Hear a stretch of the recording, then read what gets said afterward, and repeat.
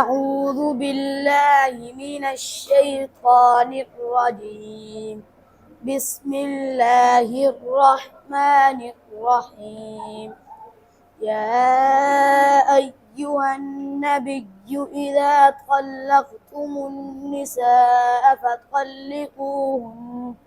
فطلقوهن لعدتهن وأحصوا العدة واتقوا الله ربكم لا تخرجوهن من بيوتهن ولا يخرجن إلا أن يأتين بفاحشة مبينة وتلك حدود الله ومن يتعد حدود الله فقد ظلم نفسه لا تدري لعل الله يحدث بعد ذلك أمرا. صدق الله العظيم.